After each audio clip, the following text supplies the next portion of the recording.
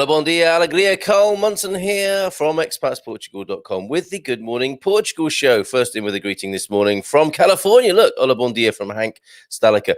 Where is everybody else this morning? I think maybe a little bit tired after a busy week, perhaps. Lots of change in the world as ever. Busy times we're living in. And who better to exemplify and manage and triumph, I would say, with the change than my guest this morning, Chitra Stern. Good morning to you, Chitra. Great to have you here on the show on Good Morning Portugal. Good morning, bon dia. How are you? I'm pretty good, thank you. It has been a busy week, and I'm sure it has been for you as well. Let me just introduce you to everybody in terms of the many accolades and achievements you have. You are the recipient of the prestigious Deloitte Institute Accomplished Entrepreneur Award at the London Business School, Person of the Year Award by the International Family Travel Association, and the Family Traveller Award for special contributions to the family travel market. And originally, an electronic engineer, which I find a lovely plot twist as well, which you might tell me more about in due course. But you're an amazing part of Portuguese business life and what's making Portugal a European powerhouse for sure. And it's great to have you here to talk about your achievements. The Martinhal, I was going to call it an empire. I think no, your wonderful Martinhal collection. And last time we spoke, of course, you were here to talk about the United Lisbon International School, which, since we did speak, it's been an interesting and challenging year for you, especially in the businesses you're in. So let's start with that. How's it going at the United Lisbon International School? So yes, I mean, what a quick journey through the last year. I was trying to remember when we had the interview, but yes, it feels like an eon ago, Carl. Yeah. But yeah, the school is doing really well. We at the beginning of the pandemic, if you remember, we said we were going to halve our expectations. We started pre-pandemic. Oh, we're going to have 160 kids. Then we halved our expectations to 80 in around about April last year. But in September, we opened on time on the 14th of September, as we had projected. And we had, after we opened, 160 kids, 150 kids, sorry. So which was 10 short of the pre-pandemic projection. So pretty happy about that, proud of that. We've built an excellent, diverse faculty already, and we've got a diverse student body as well. We've got 150 kids from more than 20 nationalities, of which 25% are actually Portuguese. I'm proud of that too. So it's a project where foreign students will get to know about Portugal, Portuguese culture as well, interact. And it's at every grade level. So we open from kindergarten to grade 9 this year, 2021. And every class has a great mix of students, around 8 nationalities per class. So it's kind of cool. We feel good about it.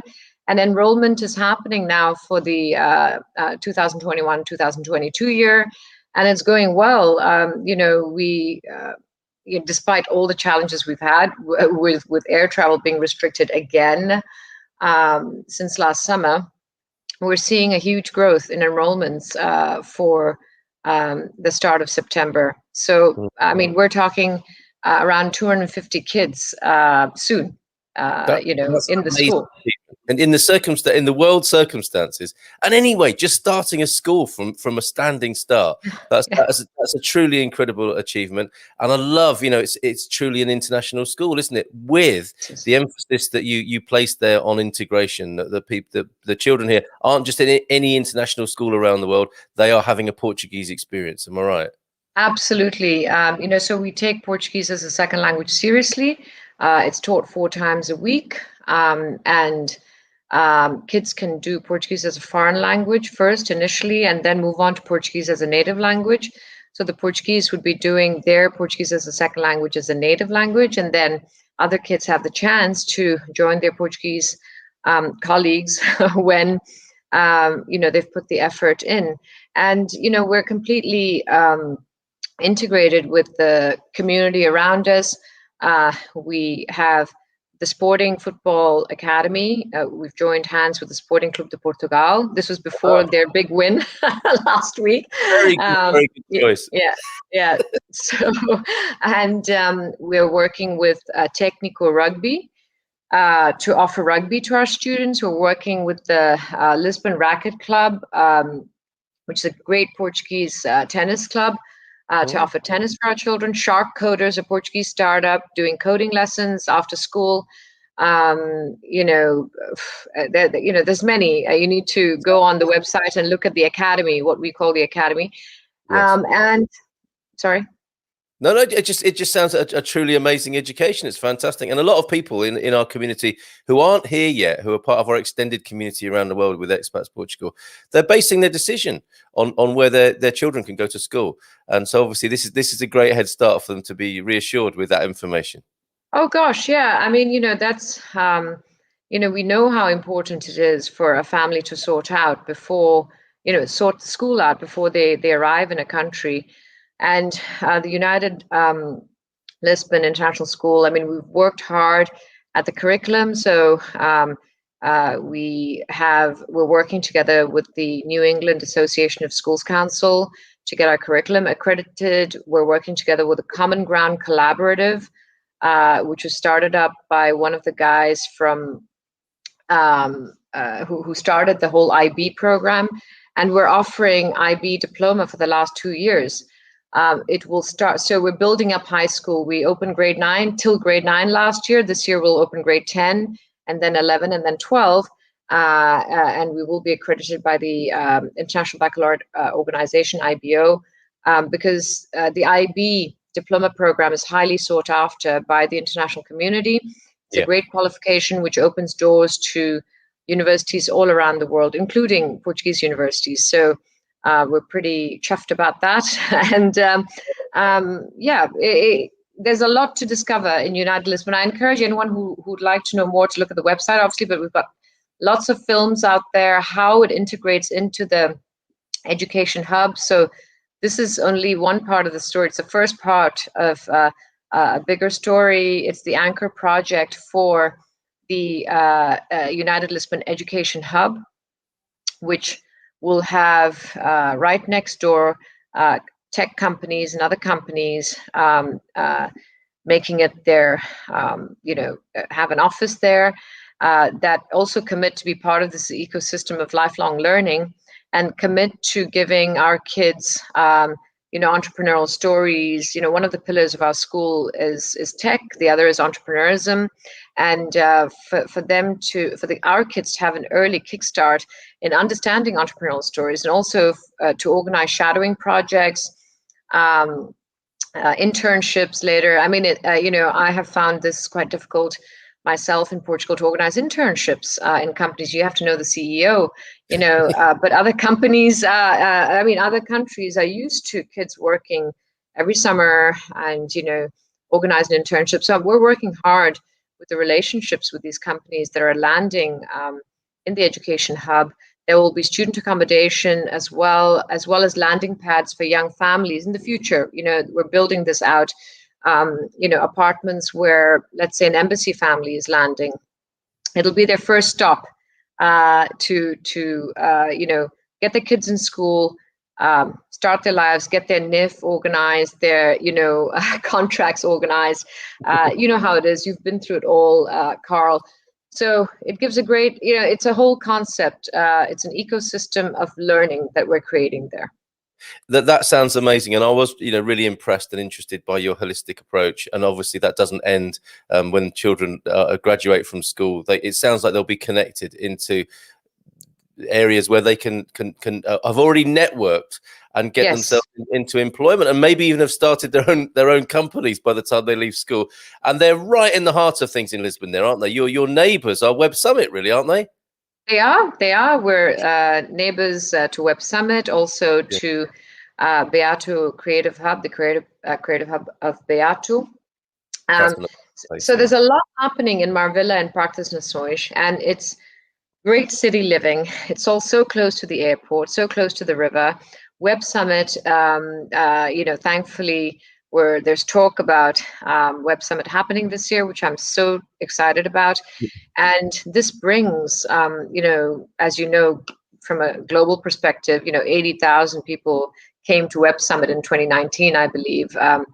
And if not this year, next year for sure. But the important thing is that there is a community, an ecosystem of entrepreneurs and startups around us.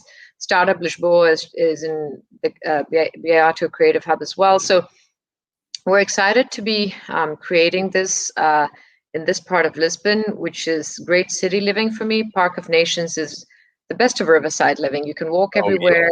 Yeah, 7-kilometer stretch of fantastic amenities, facilities. It's great mixed use living.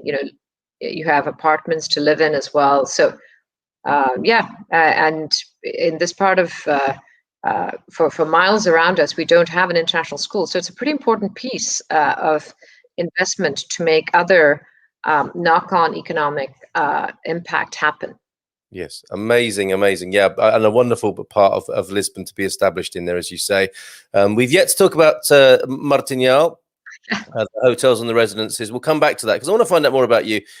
Clearly you're well placed to establish a school and to teach children entrepreneurism, because of course you've raised a family here. You've been in Portugal, I believe, for around 20 years. You've raised a family here and you're a remarkable entrepreneur yourself. So you're passing that on, as it were. What was Portugal like when you first got here, and comparing and contrasting how it is now and how you're part of that leading wave of interest in Portugal and development and investment and exciting projects?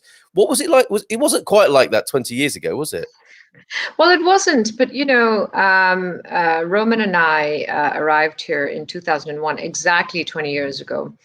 And we saw all the basics. First of all, we found a country with amazing people, friendly, understatement. You know what I'm saying with that.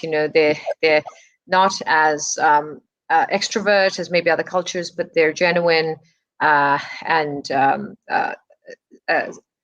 sympathetic, simpatico. So they're nice people. And English was already widely spoken, Carl, back in 2001, which surprised me a little bit because I hadn't understood at that time that movies weren't dubbed into the local language here after a certain age, only for little kids. But then after a certain age, movies are in English and dubbed in Portuguese. So they were, many Portuguese people I meet who speak English, they speak with either an American accent or a South African accent because they've had teachers from South Africa or whatever, or they've come from, the families come from Mozambique, South Africa. So very interesting culture, kilometers of white sandy beaches. I remember commenting to Roman at the time, we're in the California of Europe. This is amazing. Yeah. It was my first trip to Portugal. So, and we saw all the European Union infrastructure funds kicking in. So Portugal had been part of the European Union for 15 years by this point, and highways were being built, airports were doubling in capacity. Even in the Algarve, which we first visited and loved, we started our lives in Lagos, in the Algarve, and lived there for 7.5 years. And then we moved to Sagres for another 7.5 years. But I'm getting ahead of myself. We found an amazing tourism destination, which was the most undiscovered country in Western Europe, but about to take off, part of the European Union, about to be a founding member of the Euro at that time, because they started with the Euro in 2002. So we were on the edge. The World Expo had just happened in Lisbon in 1998. So we were on the edge, really, of things taking off. People who came here maybe 30 years ago have a different tale to tell. Yes. But 20 years ago, things were happening, and there was a great spirit of innovation. Already, you could feel things moving, right? Yeah. And there's no doubt that things were more bureaucratic at the time. Algarve was not, because the access wasn't there. The A2 didn't exist from Lisbon down to the Algarve, if you can imagine that. It's hard to imagine not existing. It used to take much more time to go on the old road. So with these connections, And the government's work, Turismo de Portugal has worked hard over the last 15 years since I know Bernardo Trindade as the Secretary of State of Tourism in 2006, which is 5 years after we arrived. So a lot happened. Things were placed, and the Western Algarve was about to take off because the highway went up to Albufeira, if you can imagine, and then we had to go on the old road to get to Lagos. So on one hand, I'd love to say, yeah, we arrived when there were no cars around. No, things were happening. Okay, there is a generation that did arrive in 1985 and can tell you much more about life before. Yeah. But things grew, projects were completed, and kudos to the Portuguese government and the other entities involved to finishing those highways, doubling the capacity of Faro Airport. They were smart in incentivizing EasyJet and Ryanair and all these airlines to actually, you have to pay a subsidy for them to come to Faro Airport. So they did all that. Airlift and air routes have been worked on, and all this contributes to growth in tourism in later years. So I guess, yeah, we were enthusiastic and in our early 30s, and we took a leap of faith because we didn't speak Portuguese at the time, I can tell you. So the rest of it was blood, sweat, and tears, okay, Carl? But at that point in time, we saw that, the Western Algarve was about to really become, a place which we fell in love with, truly. It was about to become famous for tourism. Yeah, amazing. What an incredible journey. Let's say hello to a few people this morning who have joined us and are listening in and watching on YouTube, on Facebook, and even Twitter this morning. Good morning. California already. Hola, bon dia to you, Hank. Gemini Bradshaw's here. Good morning, everyone. Stephen Wells in the UK, bon dia. And a bon dia from Andrew as well in the UK. Bon dia from Lisbon. This is Sofian, who is the Straits chef. I think you and I both have fondness for Singaporean cookery, right? Cuisine. Yeah, absolutely. I'm originally Singaporean, Sophia, so can't wait to try your cuisine. Absolutely. Bon dia alegria from Gary Austin in Alvaz this morning. Antonio F is here. Bon dia. From Devon in the UK. Bon dia. From a sunny Brixham. Hi to Chitra too. Colin and Keem checking in this morning. Carlos Costa, bon dia to you, Carlos, who travelled from the Algarve to Lisbon last night. Said it was too cold in the capital, by relatively speaking. Bon dia I mean, you must have that quite a lot. Bon dia from an overcast Povoa de Varginha this morning up there in the north of Portugal. In Matosinhos this morning is Joel. Do Portuguese play basketball? Have the international kids asked for basketball, Chitra? So yeah, they do. Actually, this is one of the little known facts that I then learned a lot about once we started the school. There are basketball teams in a lot of places, but they're local teams. And we've joined hands with Sporting Clube de Portugal, not just because of their football, which is what they're widely known for. There's next to their stadium, when you go in there, it's like an Aladdin's cave of sports. There's 54 sports practice there. And we want our kids to join, it's an after school thing. They can join Sporting ultimately and join one of these great teams. And if you're good, you then get to compete with the Sporting team internationally. Okay, so yeah, it's a pretty amazing thing. They do play basketball, Denise H upcycled fashion, but it's not talked about as much. You have to find it, right? I mean, there are local clubs in many places, and you need to join a team. And sport is practiced here in Portugal. These local teams play from 7 to 9 or 6. It's sort of like that's the lifestyle here. That's when they do the sport, and then they go home. You either have a sandwich for dinner. Usually there's dinner at home. But I myself, as a Singaporean married to a Swiss, I try to eat my dinner before I have to do anything else. I eat at 6:30 if I can. But sports is a very important part of our curriculum as well. And the great thing in Portugal is that people are very healthy. They do have a very healthy. This generation is just amazing. They play volleyball. They play football. and the top 5 sports in sporting football in Sporting Club de Portugal is they have judo, they have, I mean, you need to look it up. I can't tell you because the next question is already here. Okay. Well, I didn't realize that about how Sporting had diversified in that way, but it makes complete sense, doesn't it, to get young people, well, all ages involved in sport. And it's almost like there's no excuse. I wasn't very sporting at school, but I'm thinking if I could choose from that many sports, I'd find something. Absolutely. You mentioned rugby.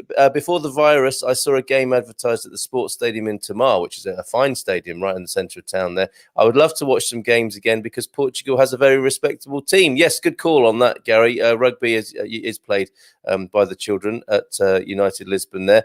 And this is an interesting question because I guess this had to happen for your school last year. Nazir is asking, hola, bon dia, is there any option for homeschooling? I guess a lot of people became homeschoolers. Is there a plan to make the United Lisbon available to people who aren't in Portugal as a product, as a service? So actually, good question, Nazir. But we, there's a difference between online school and homeschooling, right? Homeschooling is where really the parent is in charge of deploying the curriculum for the kids. Yeah. And online schooling is where, we still have our teachers who are engaged with the children. They know the children, and online schooling happened when we had lockdown. This worked very well for us because we opened last September. We actually were 100% prepared for all of this. And when we went into lockdown, it was seamless. And the parents were very happy. I mean, we did like a huge survey of the parents, and, they gave top marks for our online schooling once we went into lockdown. Interestingly, Nazir, there were some people, kids already enrolled and but couldn't make it here because of the visa situation in September. And they actually went on to online schooling straight away.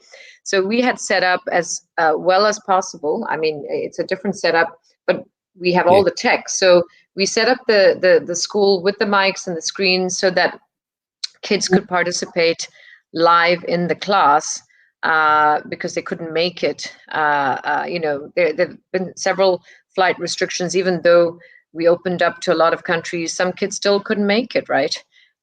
So, just write to us and we'll deal with your specific situation, Nazir. It's not homeschooling, but it's online schooling until you can come here. In the future, we're building a hybrid campus for universities because, online learning is here to stay. There for university courses like edX and Coursera.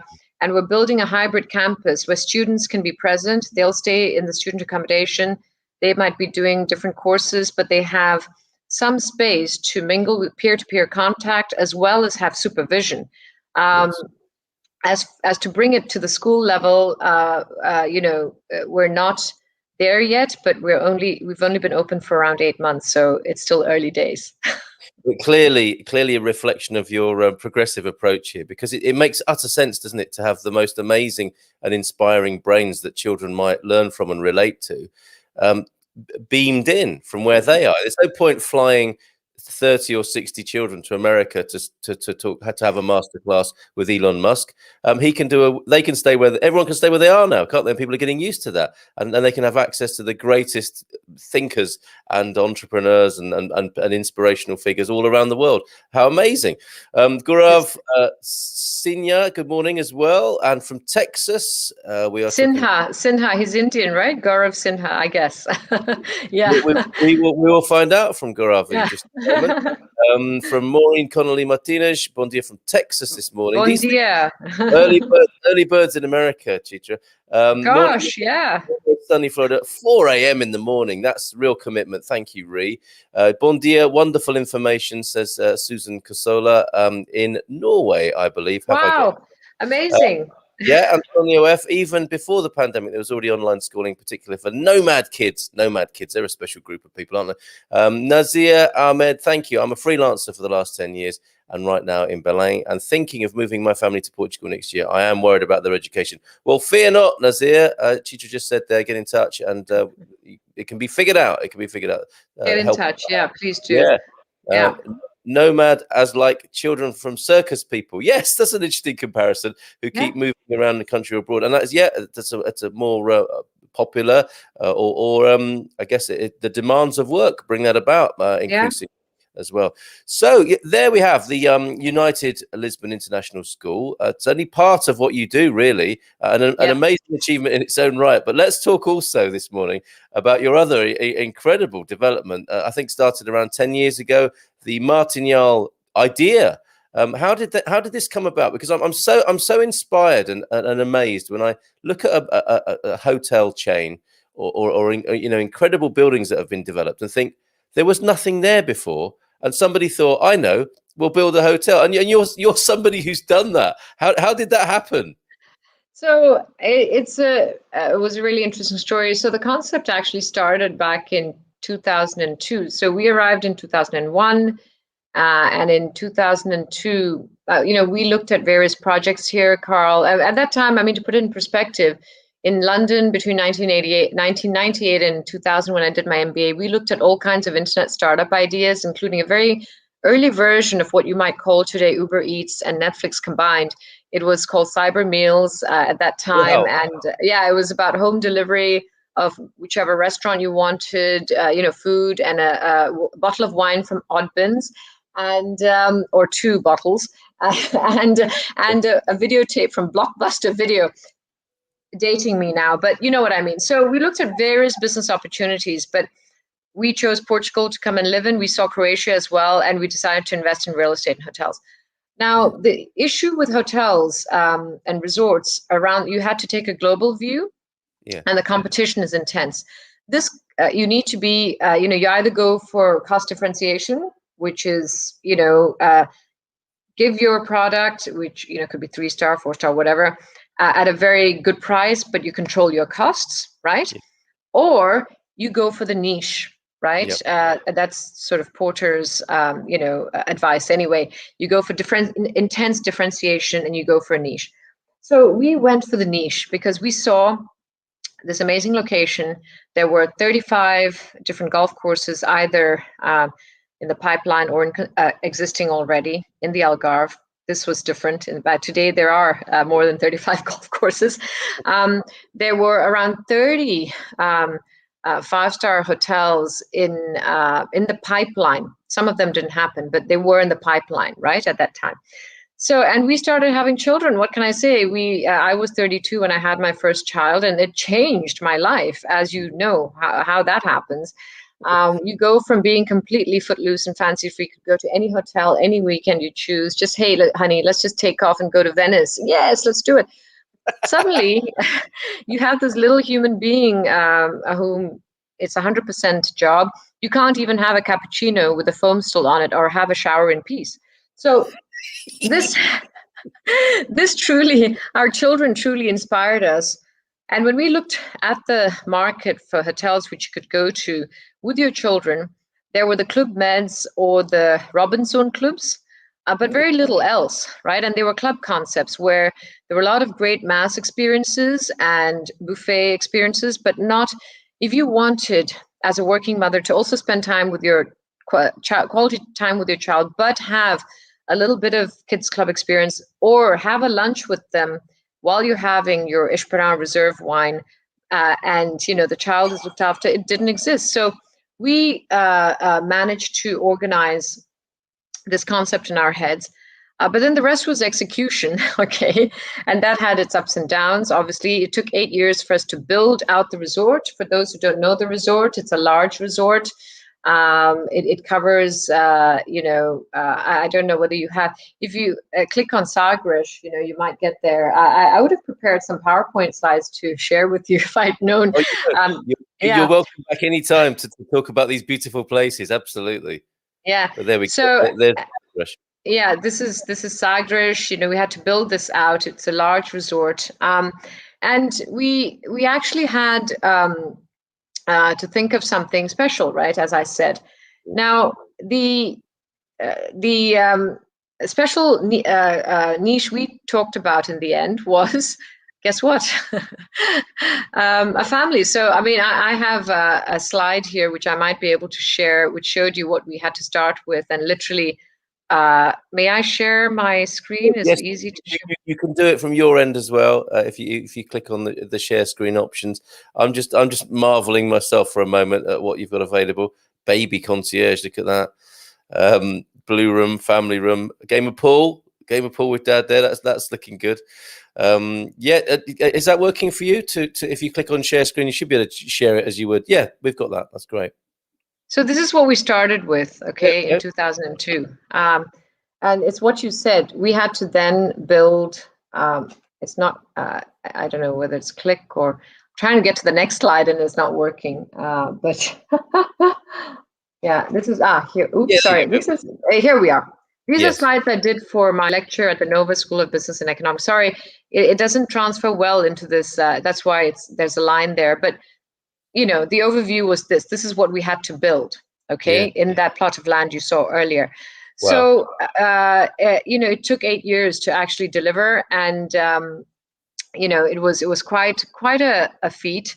But we also had to face, guess what, the global financial crisis right in between, as you can imagine. So which started in 2008 really. And so creating luxury for parents was something we started with, and you know, we delivered it, but it was against all odds. We opened in 2010, and the concept, we had 4 children by 2010, so we completely knew what was needed for this, and we created lots of little ideas around each one of our spaces. There's a kids corner in our you know, restaurants where kids take 5 minutes to eat their meals at a certain age, and then they run off, and you got to look after them.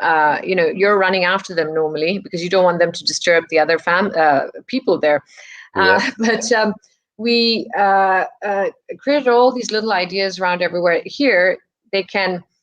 You can continue to enjoy a glass of wine with your husband, or with the cappuccino with the foam still on it, as I often say, while your children are looked after by a kids club staff in the restaurant corner itself.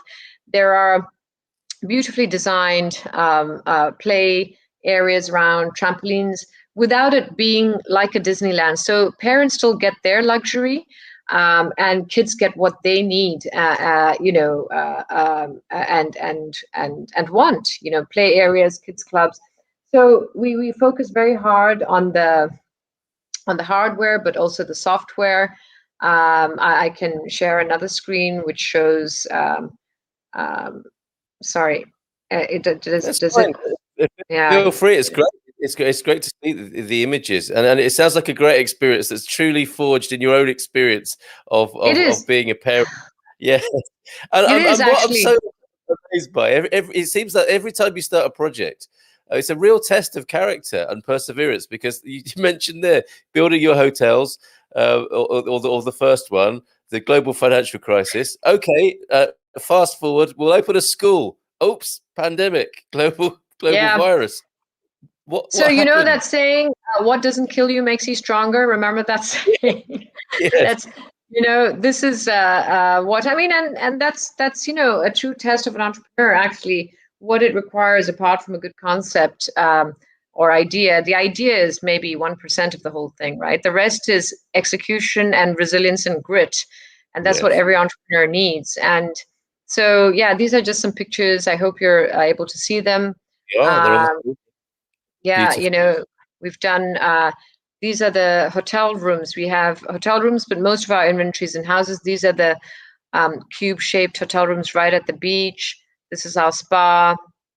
And look, this session was done while, you know, how we built a luxury brand. So it has different kinds of slides here. But, you know, you get a feeling for what we built in that space anyway. And it's just, you know, and then we had to build a team around it. You know, it's not just about the hardware, it's the software. And we worked really hard. I mean, we lived on site, Carl, for 7 years in Sagres, in a dream paradise, no doubt, but it was 100% work for us, because we really had to. I mean, I'm ashamed to say that I went to the beach. I can count on one hand how many times I went to the beach. You were right next to it as well. Well, you know, it was a big thing to survive the global financial crisis and come out in one piece without, several developers lost their projects to banks at the time, right? So we held on to it. When I say against all odds, the against all odds comes with a lot of hard work.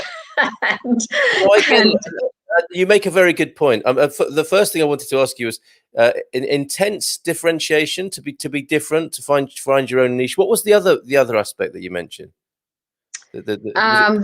Porter's theory of business. The other one is one is you either go for the niche, or you go for let's say a hostel. You go for a cheaper product, and you just have to really hard manage your cost differentiation. You find interesting ways to lower your cost, and therefore you're able to successfully have a margin with a product at the lower end, but you are tightly managing the cost, and you have special things to help you manage those costs. For us, it was niche, and then we built.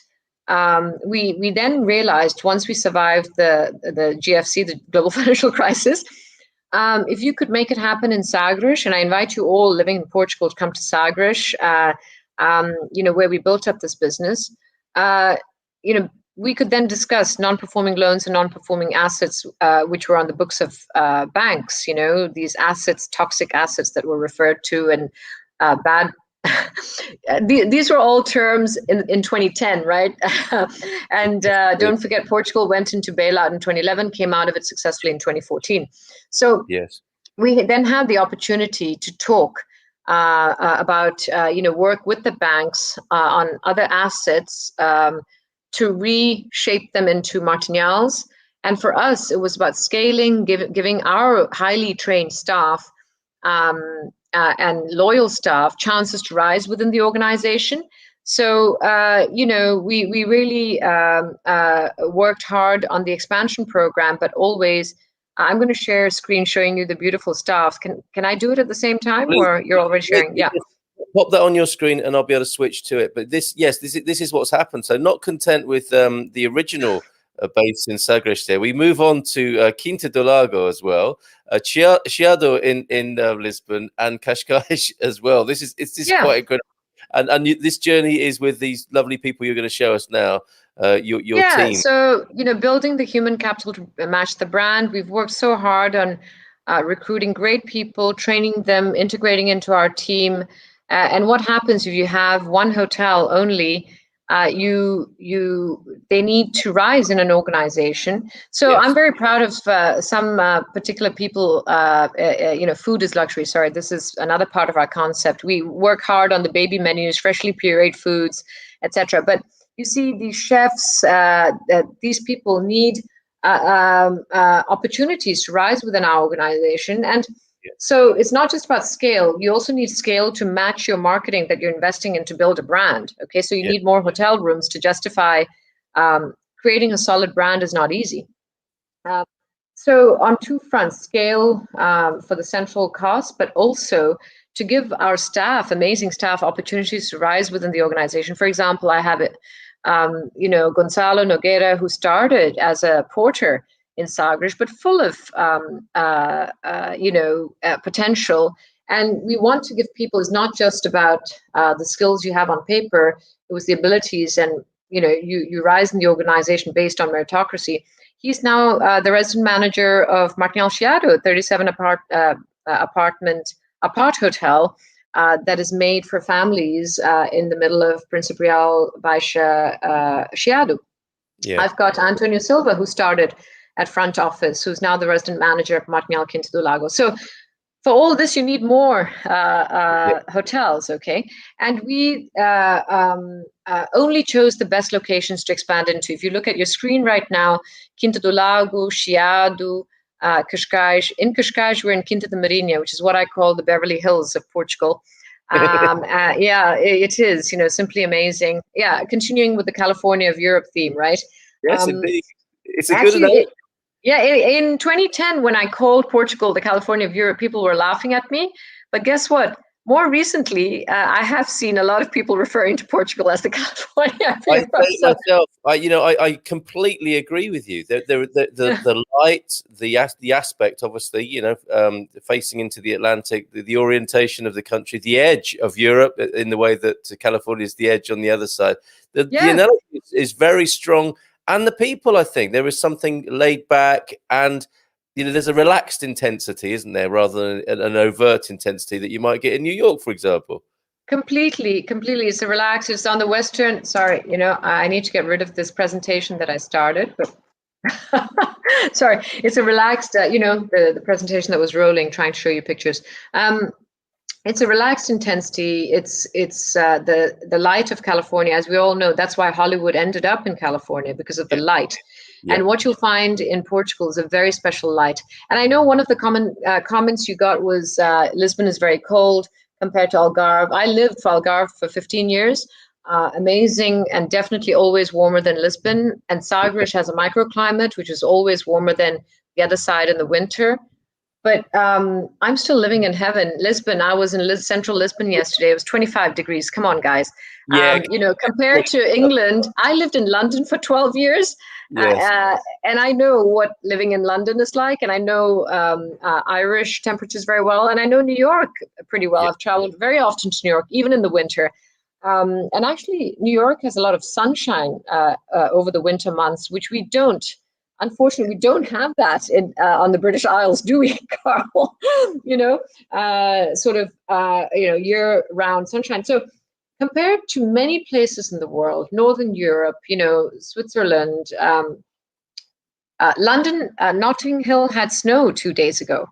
So I'm serious. Yeah, Carlos should stop moaning and be thankful to be in Lisbon. Basically. Yeah, we are very lucky to be living where we are, and the sun is shining. And yes, we might be cooler in Lisbon compared to the Algarve, but guess what? Portugal as a whole has great weather compared to lots of different places in the world. What we didn't mention is he was able to make that journey in 2 hours. So that's not, you can always go back very quickly. We've got some more comments before we lose you this morning, because obviously you've got to go off and run these things.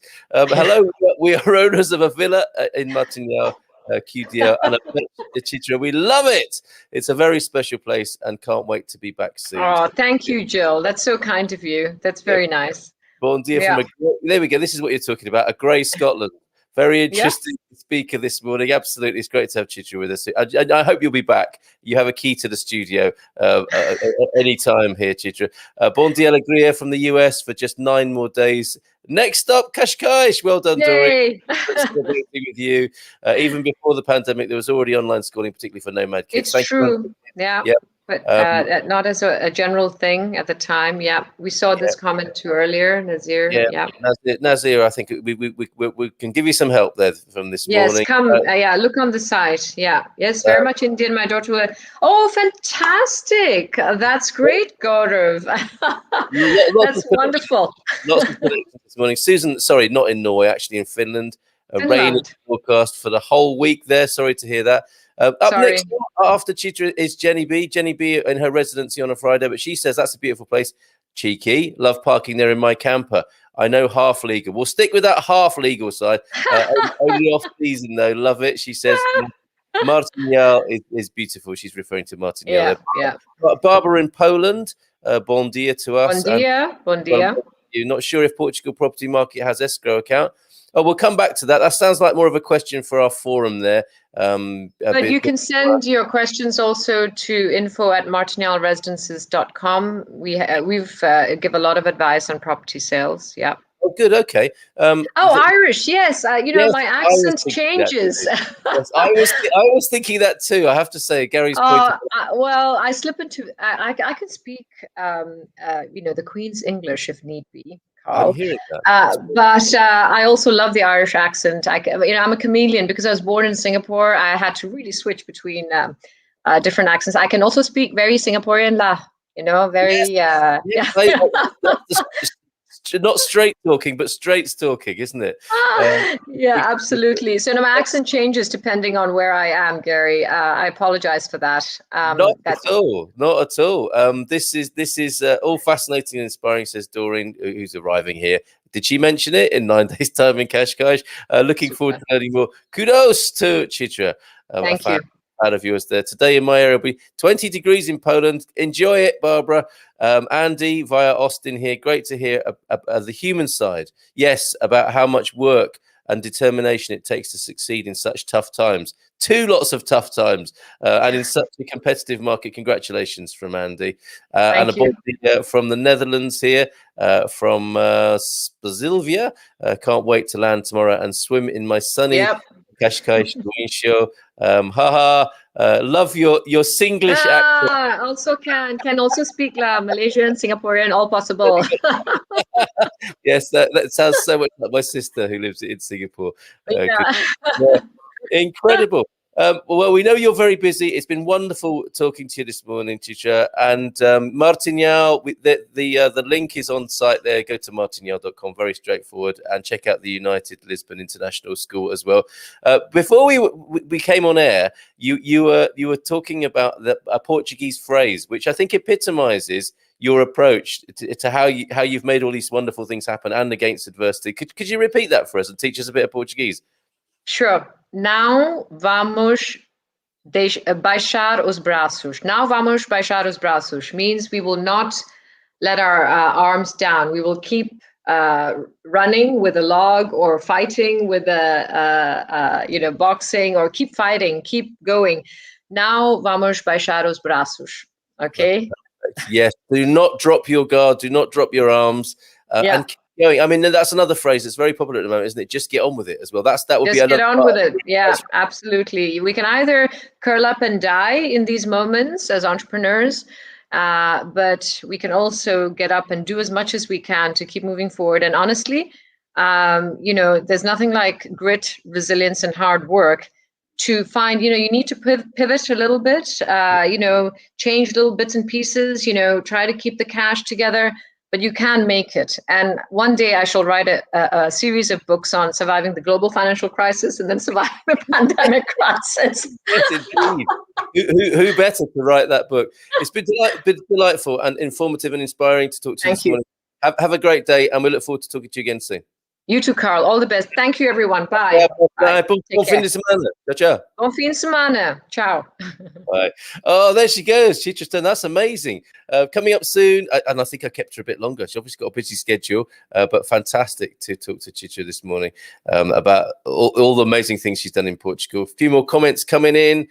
We have, Kanla from how the folks speak in Singapore there. Sofian enjoying that.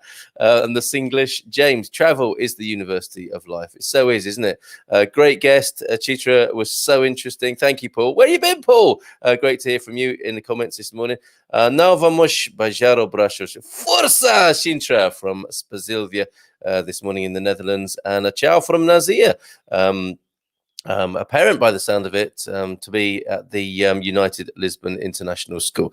Okay, I'm going to share before we have Jenny B joining us this morning. Chitra arrived a little bit early. Oh, she's here already. I was going to play a very quick intermission that you used to see in the cinema in the old days between the feature presentations.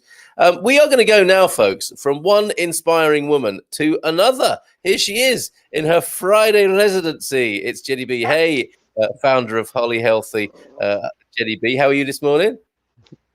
Very good, Carl. Muito bom dia a todos. How are you? Had an inspiring conversation already?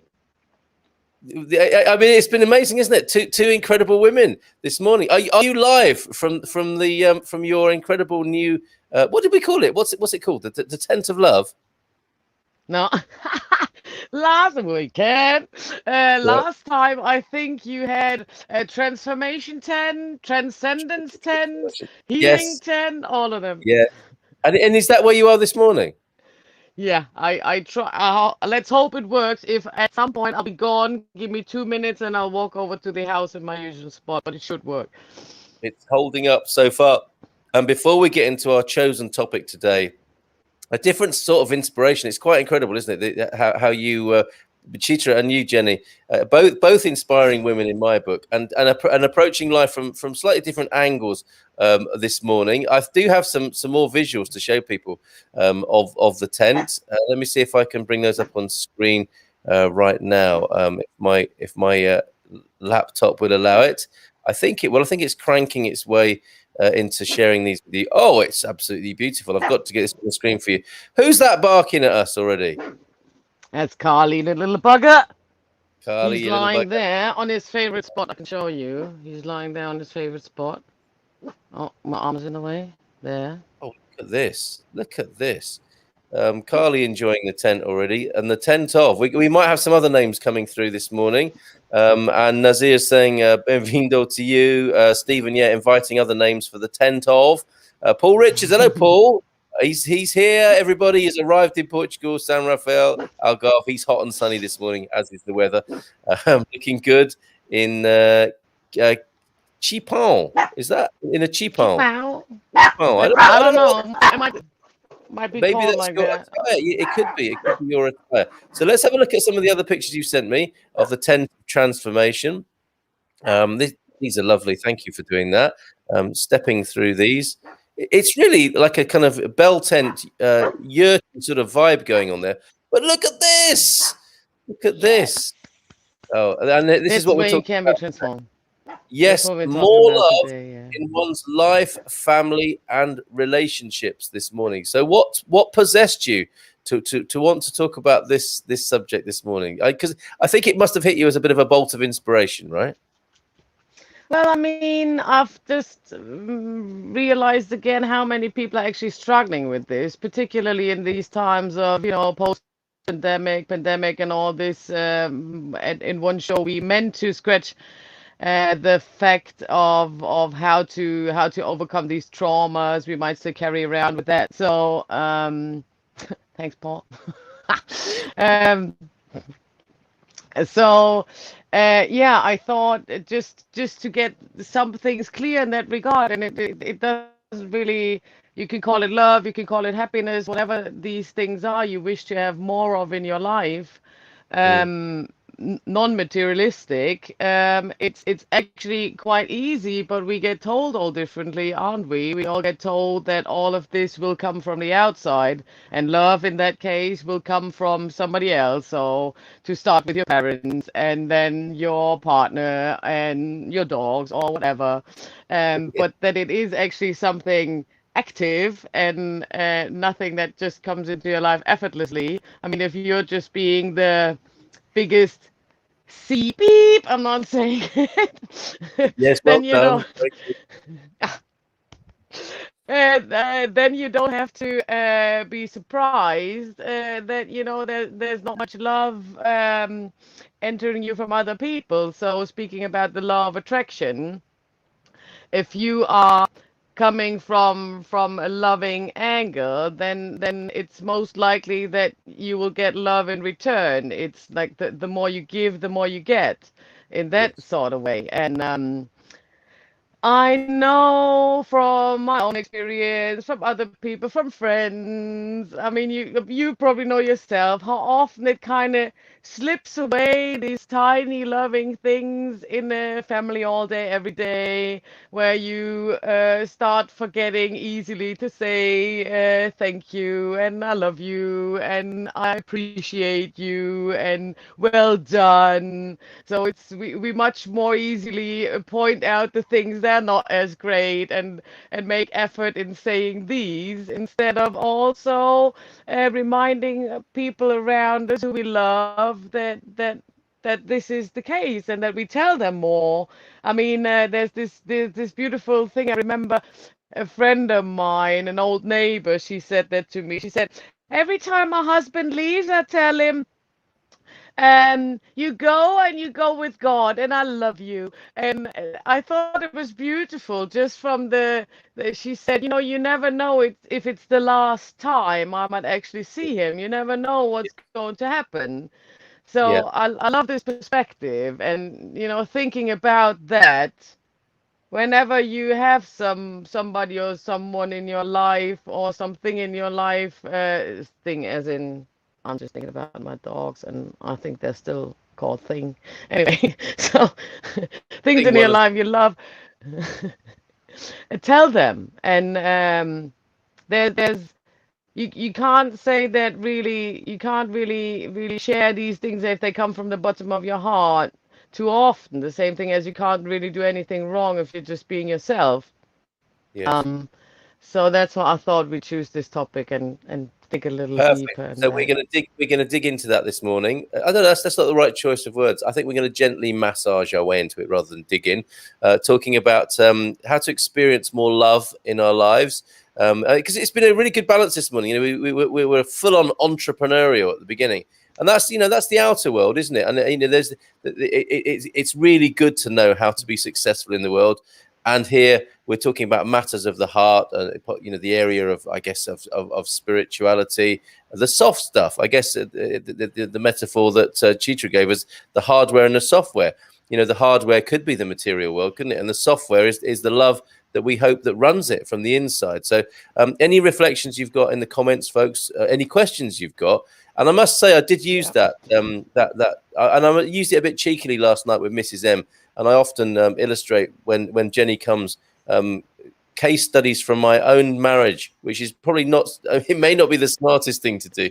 But I did say to her, we're having a slightly frosty time last night because the pressures of moving and a very new life that we've just entered into in our living arrangements. And I was feeling the awkwardness of the frostiness between us, having been a complaining idiot. Basically, I'd created the frostiness, and I thought, I need to do something about this. And I need your advice on this, Jenny, whether it was the right thing to do or not. But before I went in to do my webinar last night, I said, I'm just coming to connect with you in case I have a heart attack and die whilst doing the webinar. Is that a bit too emotionally guilt tripping? Possibly.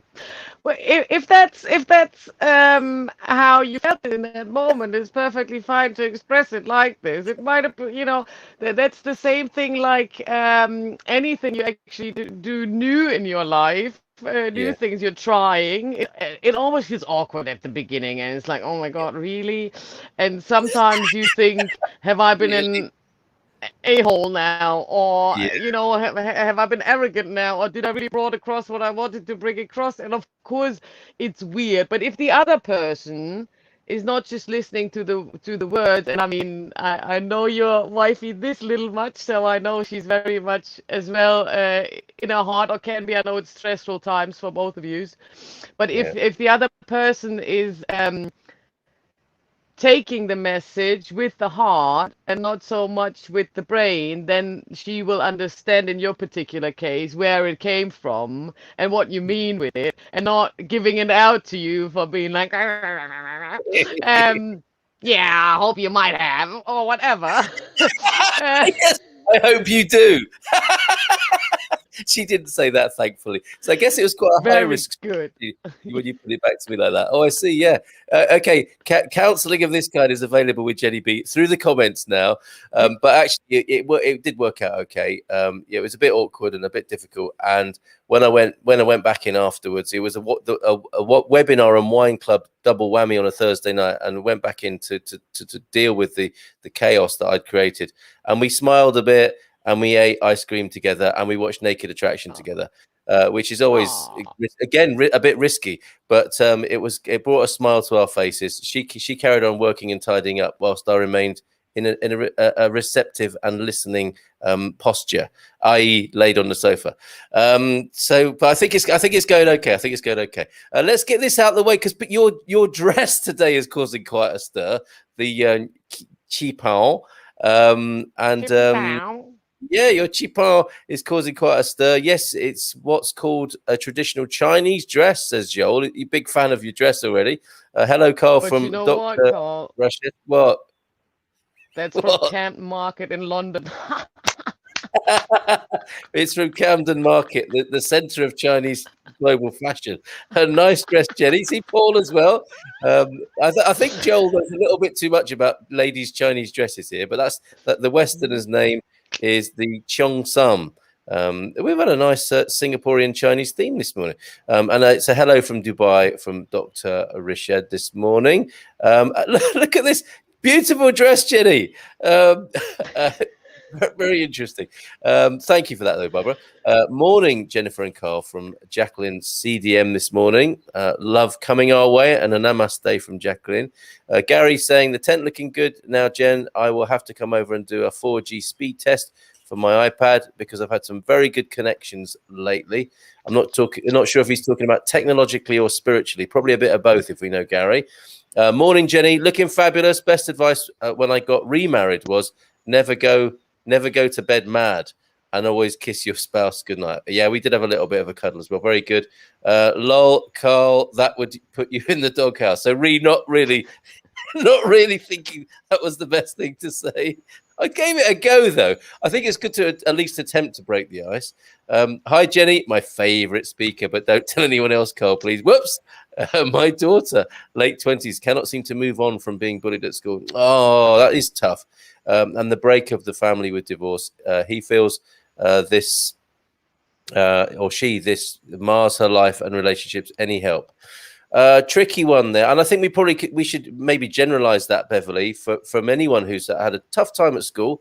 And people didn't they? Whether they were bullied or the bullies, the bullies have got their own backstory as well. Not that I'm condoning their behavior, but I think many of us struggle at school from one point of view or another. And then, of course, with a family divorce too, this sounds like quite a difficult childhood with some issues to face there. And we're no doubt you did your absolute best, Beverly. I do want to say that. But the 20-year-old struggling to move on, what might you say more generally, given that this particular person isn't here to receive that particular advice, but we can generalize it, can't we, Jenny?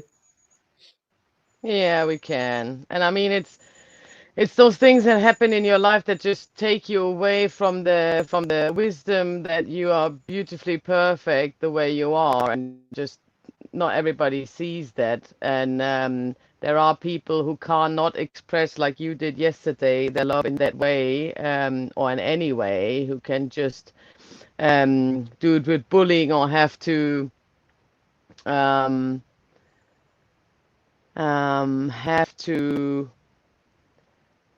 put other people. What's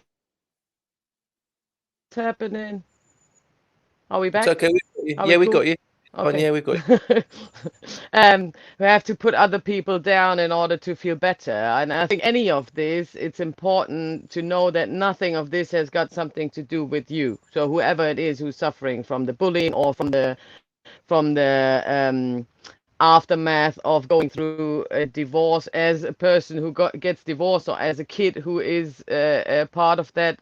I mean, my own family story is really crazy in that regard. And when my parents divorced, I just turned into an asshole. Honestly, I just went ice cold because I couldn't deal with the situation. And that's not to recommend, but at some point,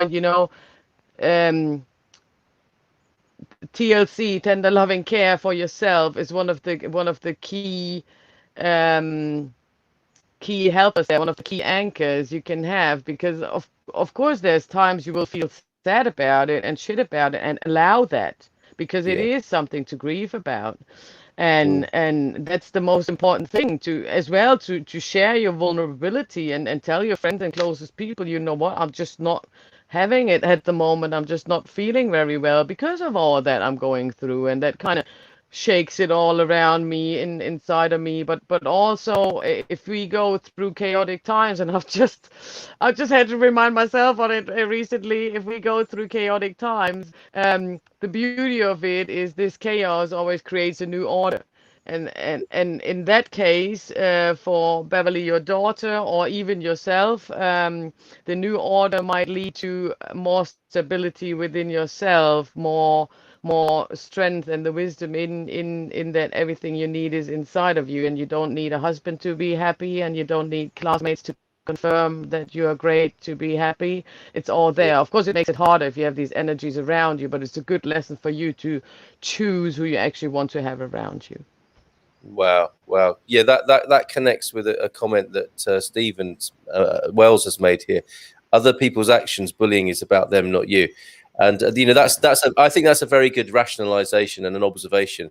and you need to take physical action, don't you, to remove yourself from the influence of those people as well. And that's a really good thing for you to do for yourself. You're to see that on an intellectual level, that's their problem. But we shouldn't be sticking around people if we possibly. I mean, I know it's difficult at school, but in adult life where you can move more freely, we need to give ourselves the love to move away from those sort of people and situations, if at all possible. Dr. Rashid will be moving to the Algarve soon. Good for you. Excellent choice there, sir. And this is another great comment from Stephen. If a communication to a loved one is awkward, it's probably coming from the right place. That's really lovely. Thank you, Stephen. Sometimes we just don't have the right vocabulary, and we don't do it. And that is, again, going back to the 20-year-old and even the 30-year-old. We haven't been brought up with the vocabulary necessarily, and we might not have seen our parents doing it very well. So where on earth how do we deal with that awkwardness, and where do we begin to get the vocabulary from, do you think? And well, that's we've had it in one other show where we've been saying that language is a blessing and a curse, because I think particularly in these topics, sometimes we just hit the limits of language. No matter how good your vocabulary is, some things are not to expressed with words. It's just there are no words for it. And what you just said there, I love that one comment. I can't remember exactly, but a combination of what you said and that one comment, as in in school, it's hard to take you out of the situation and say, oh, well, I'm not going to spend any time with you anymore, so I'm just not going to school. And that's not really, you can't really do that, but it's a good lesson still. And also, if as hard as it seems to be, but like you said, kind of, we had it last time, bring yourself out of the situation, look at it from the third person's perspective, and look at it, even at the people who bully you, from a loving angle, and give them love. Is the hardest, it's the worst thing you can do for them to them as well. Yes. If you feel sorry for them and not for yourself, that's what really, really bugs them. That's the worst thing you can do to them. So they will stop, because they notice it's not working with you. They want you to be triggered. They want you to trip. They want you to be sad. And if they get what they want out of that, they will continue. But if they can't get you with it, and that doesn't even, that's not just for school, that's for any situations in a marriage, in any relationship. If you jump on the trigger, if you let your buttons be pushed, and that's something, I mean, most of people don't do that on purpose. They don't do it intentionally. It's just we all have our remote controls sometimes, and we can't be just 100% conscious about what we're doing all the time. We are just humans, and that's also okay.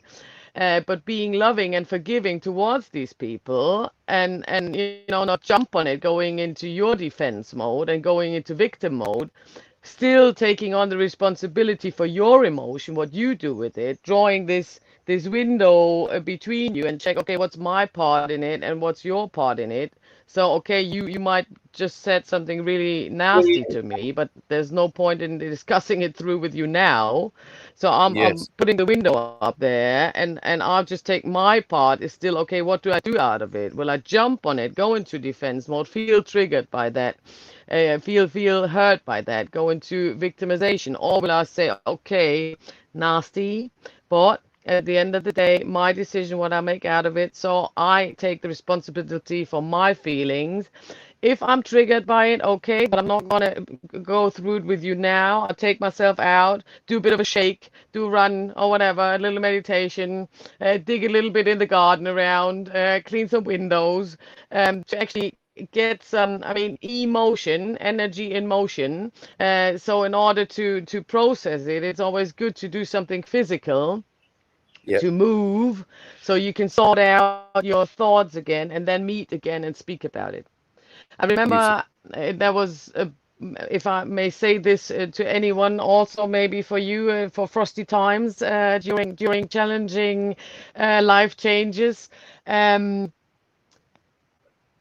I remember I heard a podcast, and it was really beautiful. It is from a personal coach in Germany. He's very famous, and he has a long-term relationship, 28 years or something. And he says, oh my God, we're so different.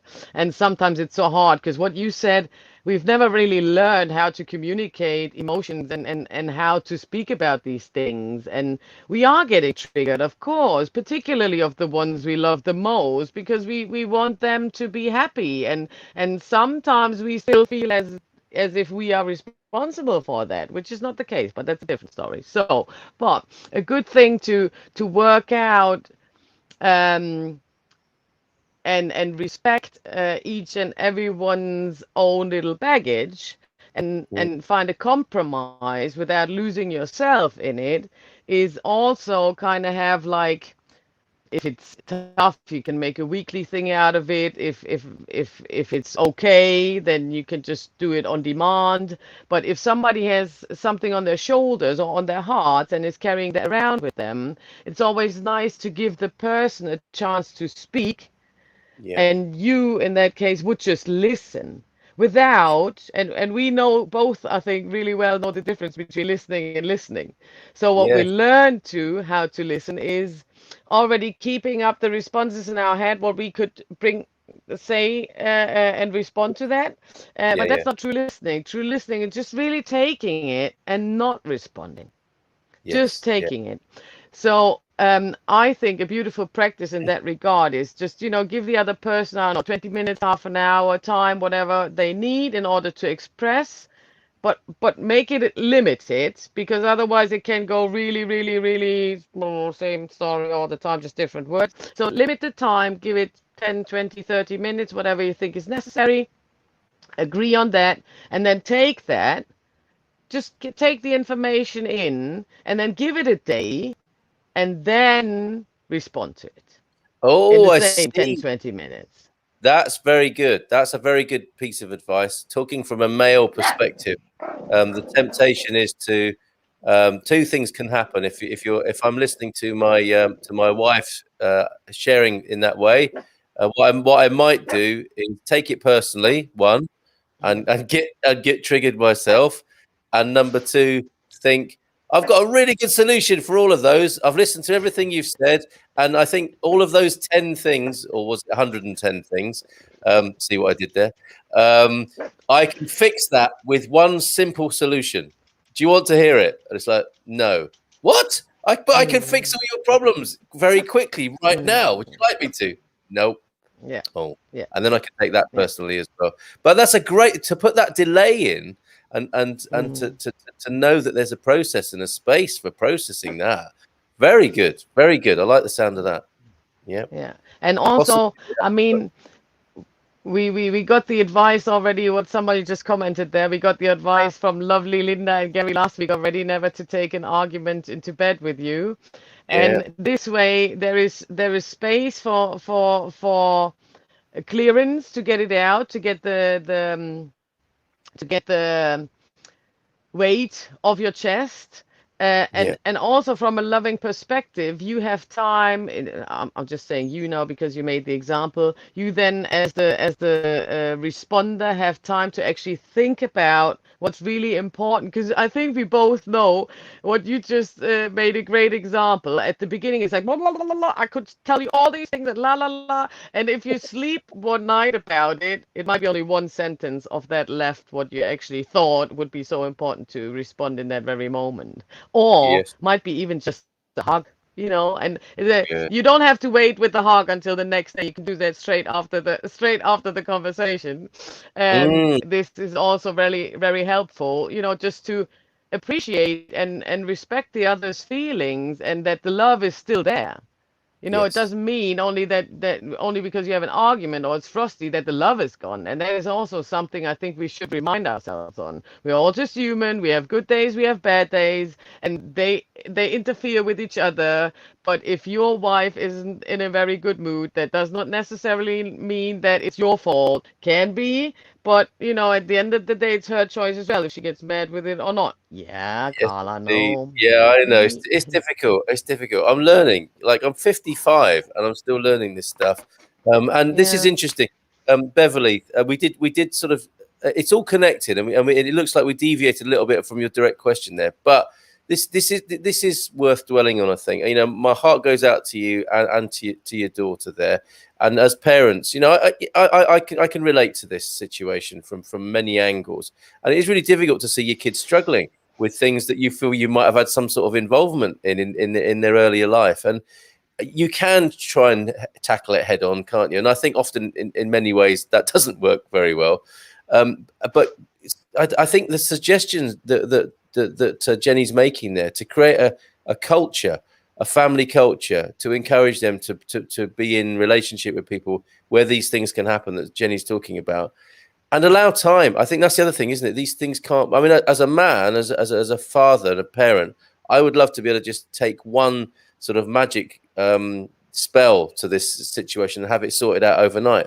And it's not possible. It's taken time for people to get in this, all of us to get in the condition we're in, and it's probably going to take a little bit of time to get out of it. But that said, what I would say is with healing and transformation, it's often, I don't know, because there's love involved, it does seem accelerated, and you can seem to heal quicker than the process, that the amount of time it took to get into that situation. So it's not instant. But I think when there's love and understanding and listening involved in the way that Jenny's talked about, it can be fairly fast, because, you know, love heals all, doesn't it? And that can occur right in front of your eyes, although it may take a few attempts to have that happen. Yeah, I mean, all we need is love. And going back to Beverly, I mean, we had a couple of things, but also, like I said, TLC, tender love and caring for you can be a role model for your daughter, how you deal with all that. That's the best thing you can do to help her, and nothing else. And be there for her, to hold her, and when she wants to speak, and you know, share her feelings. And your daughter or anybody else who is in this situation, same thing, tender love and caring for yourself. Allow these feelings to be there. Put them on your imaginary table, because feelings are, and I'm a master in the past I was a master in suppressing any uncomfortable feelings, because, you know, you need to function, you need to go on, put your big pants on, go ahead, la la la, all this. Yeah, we know all the fuss, don't we? So I love it. I love it when you use that phrase, like, get your big pants on and get out there in the world and choke those feelings down. Yeah, I mean, this is honestly, this is how I had to live. I say easily the first 15, 16 years of my life. For me, in that perspective, there was no other choice. It was either getting the big pants on or die. So what are you doing? Well, you put the big pants on. You grow balls as big as, yeah, anyways. So, but then, these unwanted or uncomfortable feelings, I wouldn't call them negative, because everything has its reason to be there. So, but they are like a mean like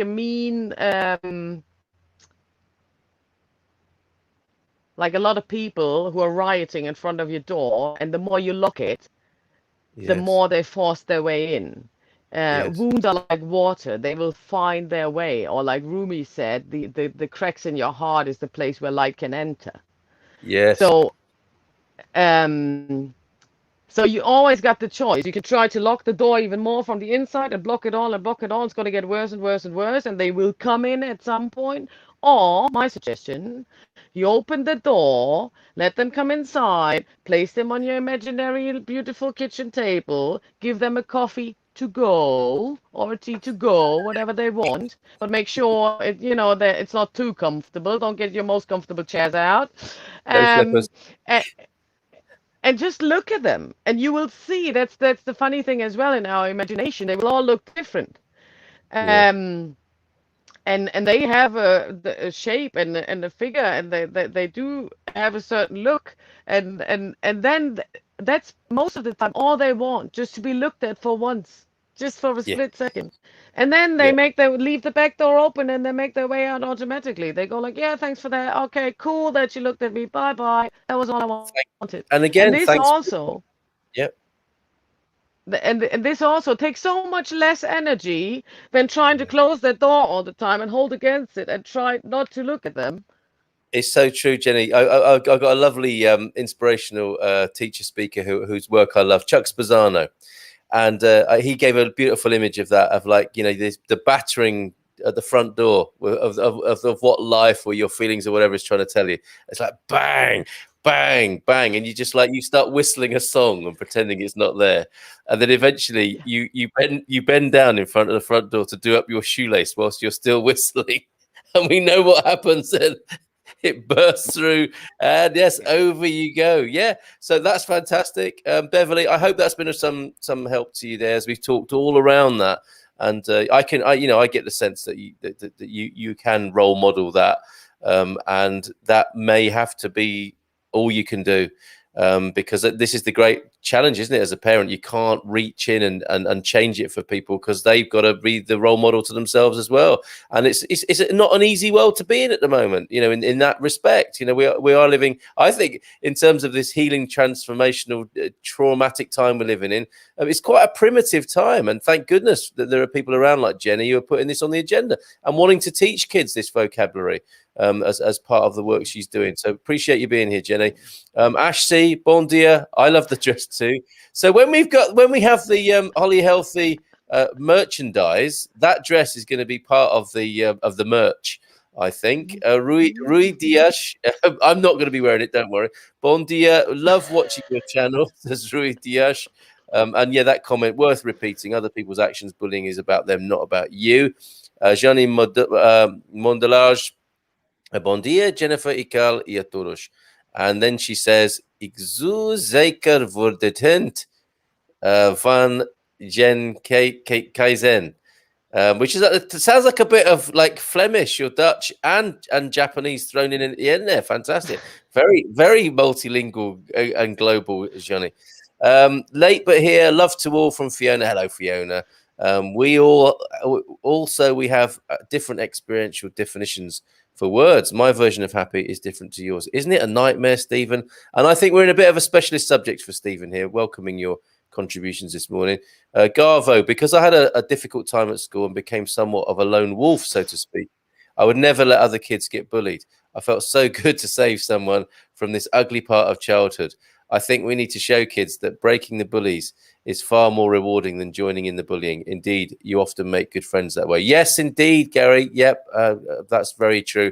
But wouldn't it be great when you're at school to have Garvo as a mate and you get a feeling a bit of a heat from the bullies, and Lone Wolf Garvo comes in and gives them what for? He's that guy. He is that guy. Check out the School of Life. They even sell emotional vocabulary dictionary. Lots of free resources too. Excellent organization for personal growth. That's the School of Life, which we're all enrolled in some way, aren't we? But there's a specific organization there. Thank you for the choice of topic and wisdom, says Sylvia. I'm going to call you Sylvia from now on. I hope that's correct. When you work with narcissists in a multinational environment, we really do need much love. Yeah, true. Sending warm hugs and positive vibes to all. Yeah, I mean, we're scaling it up and out of the school here, aren't we? Because we are possibly, there is a big sort of, global play of bullying going on at the moment, interestingly. Jacqueline, CDM, find it in your heart to send the bullies some love. They need it. True. Doesn't mean you have to like them. Well said, Jacqueline. It's interesting. This is the daughter. They've seen a cat. She has grown into an amazingly strong and independent young woman. She allows me to talk things through with her now. How fantastic, Beverly. With my partner, we vocalize everything, even the bad, as it could be a mistaken pickup of a vibe, and we communicate and show each other love every day. I am blessed. Beverly, you are a role model for sure. I got to say, your dog training and dog control techniques are very good. You gave you a sour look and a clap of the hands, and that seems to do the trick. Also, in relation to go on. What? Go on. He wanted to say what? No. It's okay to disagree in relationships. To disagree, there doesn't always have to be a winner of the argument. Gary, amazing coming from you this morning. Thank you very much. All your wisdom there. Carl, when you can't find the words or don't know what to say, just try a silent hug. Oh, all right then, Ree. That simple action says a lot without saying anything that may continue to aggravate the other person, and it gives you both a chance to calm down. Thank you, Ree. Excellent. Beverly from Andrew. This is the greatest healer is time.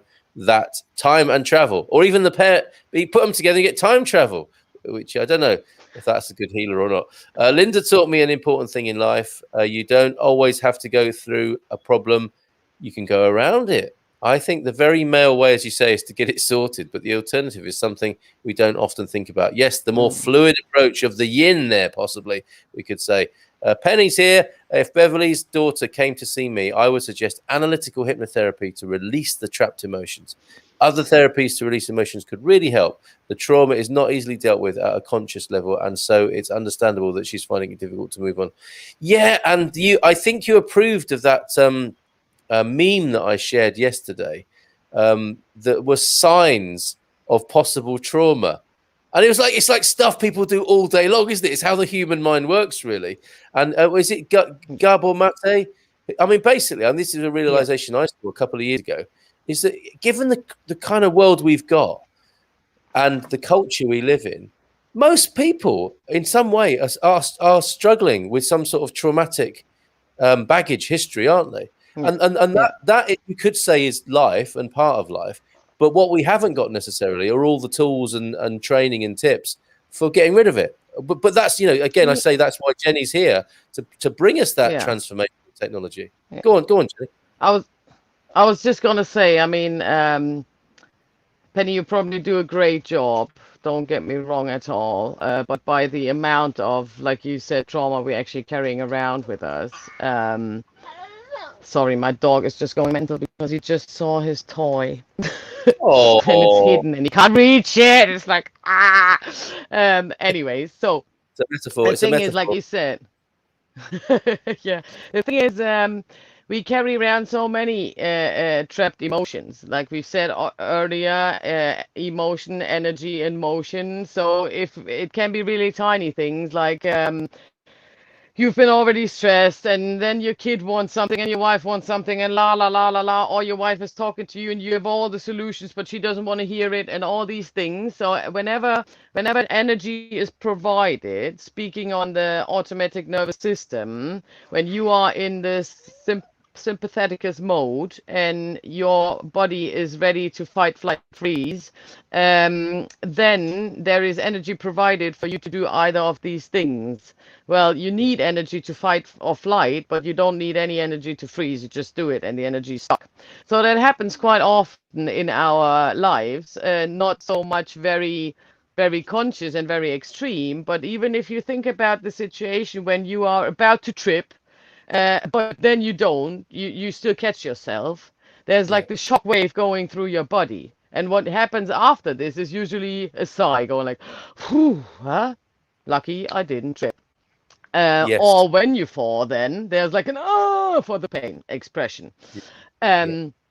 We learned pretty early in life that it's not okay to express these things in any way, shape, or form. Okay, you would go for the sigh, but when you fall, then for the scream or the cry or whatever, you would actually go intuitively to express that and get rid of this energy, provided you learn to suppress that. Again, suppression. So all of this is basically miniature traumas that are stuck in your body. And of course, for the really big, real deep things, you might need things like hypnotherapy or any other techniques. You can go there, bioenergetical work. There's tons of things you can do. And of course, the longer, the more intense the situation and the more time has passed, the harder it is to be accessed. But the good thing is, these are situations where we constantly will be triggered in, and whenever there's a trigger for it, you can actually work on the thing from the past as well in the present. So it does not always need to be, like I say, 240 hours psychoanalysis where you go back to your third year of life, whether you've been learning to use the loo or not, and all these things, or how long your mom breastfed you and all these things. I mean, you can, but honestly, there's shorter ways for it, like hypnotherapy, for example. Well, aren't we lucky? Aren't we lucky that we live in an age where we have truncated those processes and we're learning more and more about how to do that? I think that's wonderful. Yeah, and one of my favorite things to get rid of an emotion or a trapped emotion or something some energy, provided we can't really shout it out at the moment to the person or whatever. You got about 24 to 48 hours to release that out of your system. And this can be various things. For some people, it's sports. For some people, it's, like I said, cleaning. For some people, it's really just take the pillow and scream into it. That's no problem. You can do that. I am very famous, particularly with my kids' clients, just to shake it off and really go mad. and that's how our dogs do it as well, don't they? If they are stressed, they usually shake it off. Yes, indeed. And it does help, because anything anything that really will allow you to release energy, and of course you can choose things they you enjoy doing, and they give you pleasure or fun. I mean, for a lot of people in relationships, it's sex as well, a good energy release. So there's tons of things, and you're welcome to find out whatever works for you. Doesn't need to be a specific thing. I know a lot of blokes, for example, they take their car for a ride, and this, they think it helps, but it can be more physical.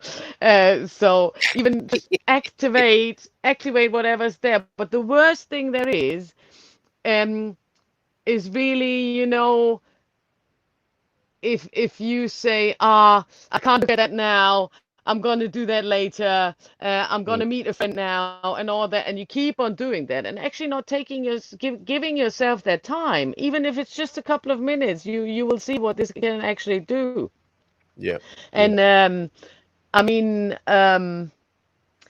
what we've said earlier in terms of how can we learn to express emotions and all these sort of things, and learn this vocabulary. I think I meant to bring it, but I haven't now. I've made a little box. It's basically a little jar, and it's made look really nicely. La la la. Anyways, long story short, and I call it the compliment box. And the compliment box you can use either for yourself, or you can use it in relationships, in a family, wherever, whenever. And as a family, you can make a really nice ritual out of it, that, I don't know, every Sunday for breakfast, you write, or you give a compliment to each and every one out of the family. You write it down on a little note, and then you put it in this jar. And then you do this, I don't know, for 4 Sundays. And then when it's somebody's birthday, you pull out one. Or when somebody feels not good, you pull out one. And then you have all these compliments that really came from the bottom of the heart. I don't know, and this is so nice, and so nice reminders as well. And particularly when we are mad with ourselves, that's most of the time. When we are mad with others, we're actually mad with ourselves. That we haven't reacted the way we actually wanted to, that we haven't expressed it the way we actually wanted to, that we might have not drawn our line, that that there was definitely a limit that has been or a border that has been overstepped. So all these things, they are so important, and we rather, like I said at the beginning, we'd rather go and point out at the negative and go like, have you done this again? Oh, stop it, Jenny. That's taking me right back to my childhood. She'd give me a regression there. Yes. And, but it's great that you actually give me this response, because that's exactly what happens. Going back to the inner child work we've been talking about 2 shows, that is all these wounds, they get touched again, and the I that is speaking then and going into defense then is actually your I that has been the little Carlito that has been hurt. And thinks about his mother right away. So then again, step out of it, go into third person's perspective, and think like, silly, huh? Or was it silly? Indeed. Well said. That's lovely. The compliment jar. And the other thing we can do as well, I guess, if many of us have sort of remote and far-flung families, there's no harm in sending a nice little compliment via your WhatsApp or your Messenger, is there, to somebody, because you're thinking about them.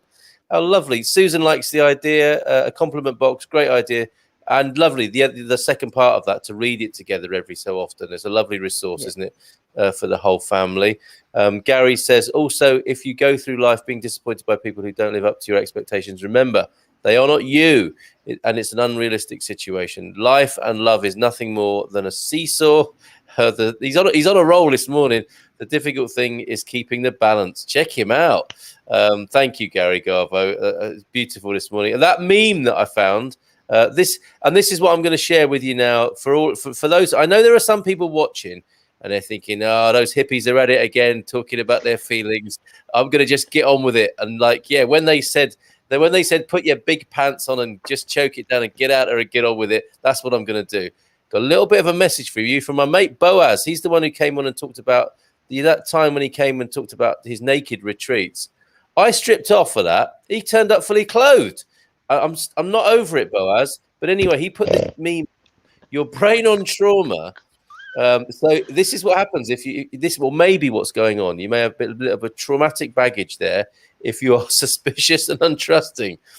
Check. If you're negative and pessimistic sometimes, check. If you have any addictive behavior, check.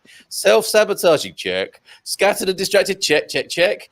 Demotivated and drained of energy, oh yes. Sometimes self-critical, indeed. Judgmental of yourself and others, oh yes. And emotionally cut off. That can happen. That can happen too. So yes, folks, if you're getting some of those symptoms, tune in on a regular basis when Jenny B is here, showing you what might be possible as a little bit of a healing process or an antidote to those sorts of things. Jenny, it's all about this morning is more love in the life, in life, family, and relationship. Can we have a sort of final concluding process, homework, thought here from you to take into our bon fin semana? Yeah, we will. Just a quick one on that. It shows again how important it is, I think, to start with the love for yourself. I keep on repeating myself when I say we all know but it can't be said often enough, so I keep on doing it. And we learn through repetition. So we all know the saying, you can only love others as much as you love yourself. But most important as well, if you wish you'd had more love in your life, we can only receive as much love from others as we give ourselves too. Yeah. So start with loving yourself. And that it's got nothing to do with being egoistic or being narcissistic, or it's just different to what we get told in mainstream society. That doesn't mean that it's wrong. It's about finding the balance, what Gary said, particularly in a relationship of, staying with your own truth and still, of course, compromise, but not lose yourself with it. And that can only happen through communication. Nobody can read your mind. Nobody can know what you're expecting. Nobody can know what your needs are if not you and you express them then. So that's a really important thing. And you learn them through being loving to yourself, through taking time and feel in, okay, what do I need right now? Speaking about addiction and all these things, they've been on the chart there. I mean, what is it that you actually need in that moment? And when you being really critical to yourself, what are you blaming yourself for? I mean, we're all learning. It's like you said, you're 55 now, but school of life is constant. There's no end goal or anything. If you open this door and you're willing to progress, you're constantly learning. But take this with love and grace, and don't blame yourself for whenever it goes wrong. If all of us would have stopped learning to walk after the first attempt of us falling on the ground again, none of us would be here right now. Well said. And we create over lifetime this memory, of course, how painful it is when we fall down the tree, how painful it is if we go through a breakup and all these things.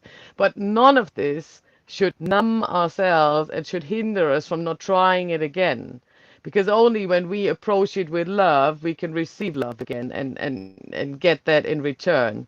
So, as a little homework, Jenny, can I stop you there? Stop, because I've got some comments, and we'll finish with your assignment. And we will be checking next time Jenny's on. Both my girls, like me, love travel, not just luxury holidays, having both worked abroad. My eldest is working as a teacher in Spain. Thanks for the help, everyone. It's her journey. I am just a signpost en route. Absolutely, Beverly. Thank you for sharing as well, being so open. The choice is to follow or take the advice is hers, and in life we're all taught by others. Beautiful. Thank you, Beverly. Stephen says, when someone gives a compliment, remember to accept it and feel it with a thank you. All too often people deflect them. And to that, Barbara says it's not easy to accept a compliment. That's beautiful, Barbara speaking there, who might struggle a little bit to accept a compliment. But yeah, Barbara, exactly, says Stephen. And when we compliment ourselves, we can do that in the way that Jenny was describing there. Johnny, we have been together for 40 years and married for 35 years. The pizzas and plates have regularly flown through the air. And afterwards, we hold each other covered in pizza and broken crockery by the sound of it. And we realize that being able to express yourself in a relationship is the most important. Thank you from the veterans of relationship there, Johnny and Monsieur Mondelerge there as well. And a final thought from Jacqueline here as well. It took me years to understand that it was my response that needed attention and understanding.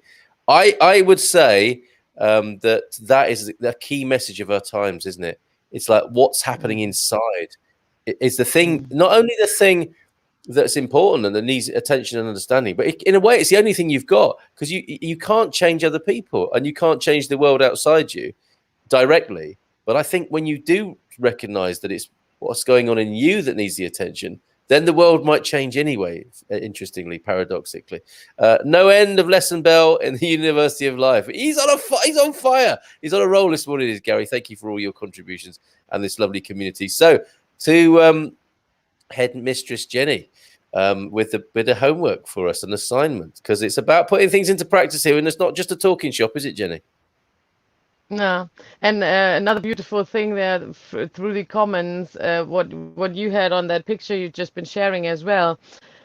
Important to know, when you numb yourself for negative, unwanted feelings, you also numb yourself to actually take on and live and express the positive ones. Speaking about taking compliments and all that, so it's a really important thing.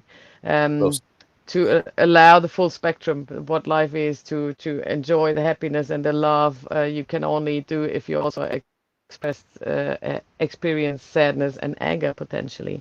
And most of the time, anger is the last response we have. And if we break that down, it is actually sadness underneath, which we might have not been able to express in that very moment. And then we actually get angry with ourselves for not expressing this, but we project it on somebody else. Indeed, well said. There was a PS comment. Did you wanted to show that, or shall I go to? No, it was Andrew was saying paying it forward helps. I came across another expat this week whilst getting a COVID test. Her husband is terminally ill, and being a good Samaritan, offer my support and phone number if she wanted to unload. That's beautiful, Andrew. And it's it's what we can do for each other, isn't it? It's a nice one, mate. Yeah. Well, good, beautiful, love in action there.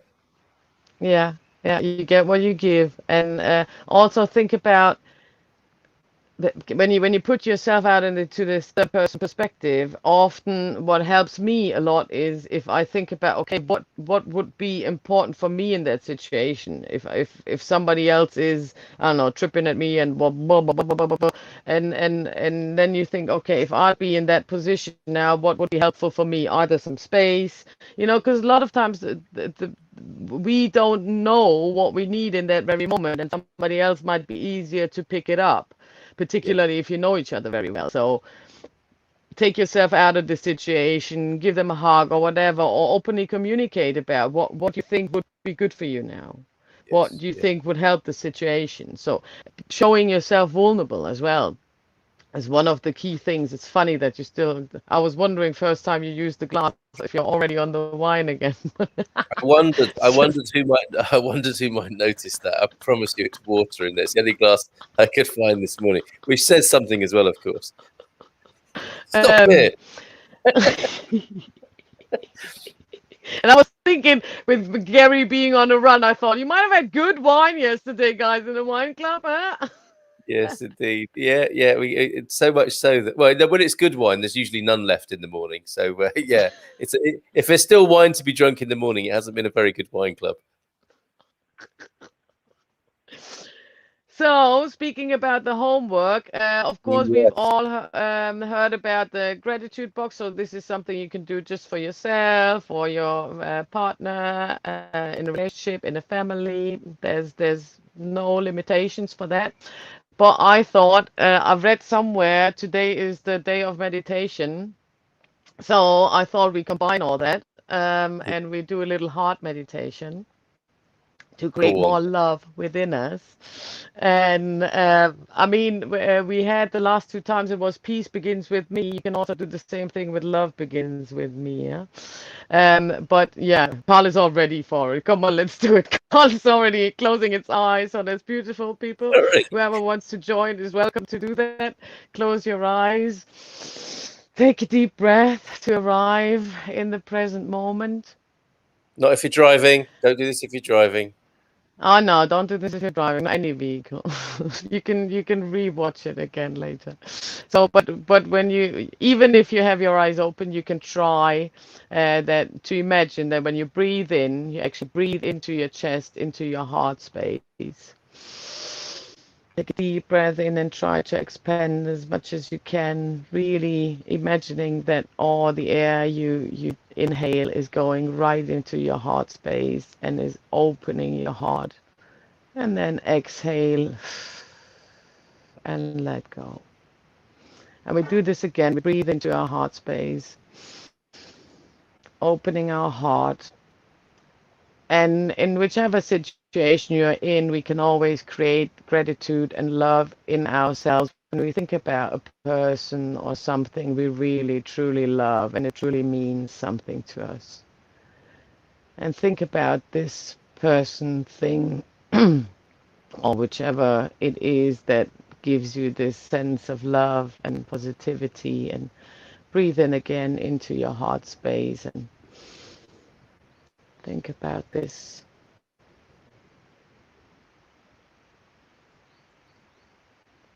Let this feeling come up in your heart space, and with every inhale, you just allow it to grow a little more. This beautiful, warm feeling of love and comfort.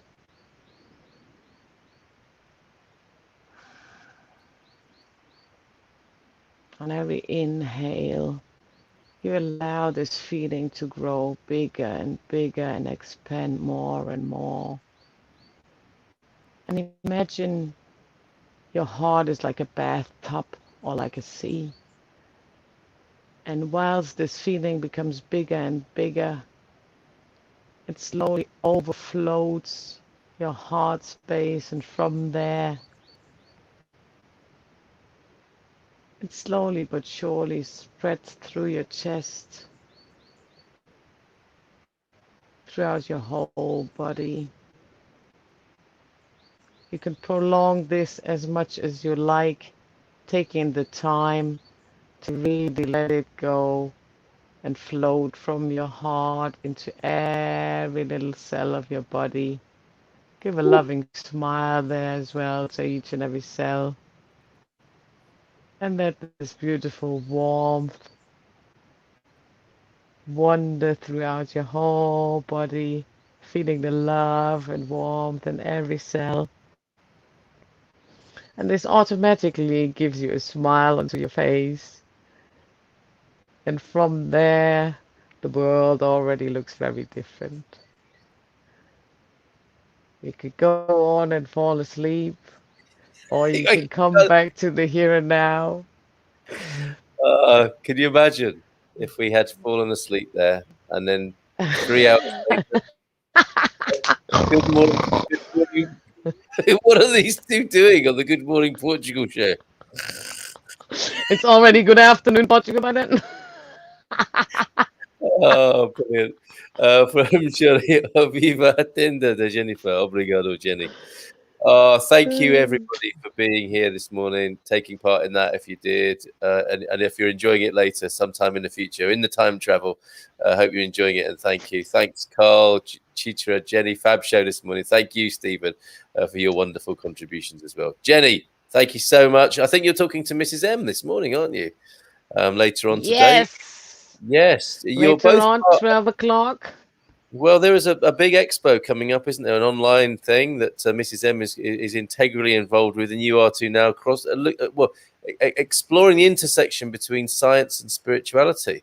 So you two are having a chat about that. Did you say at midday? Yeah, 12 o'clock. I'll be with your beautiful wife in her feel-good conversations, and we'll talk about exactly that, the balance between alternative and mainstream. And yeah, in the Higher Self Expo, we will both be there and intensify this a little more. Higher Self Expo. And so that'll be on your Facebook page, which people need to know about anyway, to be in touch with you. Where will people find that transmission and you more generally on Facebook? Facebook at Holy Healthy, or Instagram Holy Healthy, or yeah, I'm working on the web page not to discriminate any people who are not on Facebook. Okay, so I'll put that in the comments. Stephen's asking where to watch this morning. All the links will be there on FB or on Instababes. So that's where to go to find out. I'm flying tonight. Oh, I see. I thought that was spiritually. I will try to join the man cave from the UK. Nice one, Andrew. Stephen, I hope that answers your question. And an obrigada from Beverly. Take care, everyone. Have a great weekend. Thank you for being here. And we'll see you again soon. Thank you, Jenny. Thank you so much, Carl. Thank you all, everybody, for the beautiful contributions, for watching, for joining us. And yeah, bem fim semana. A próxima. A próxima. Até já.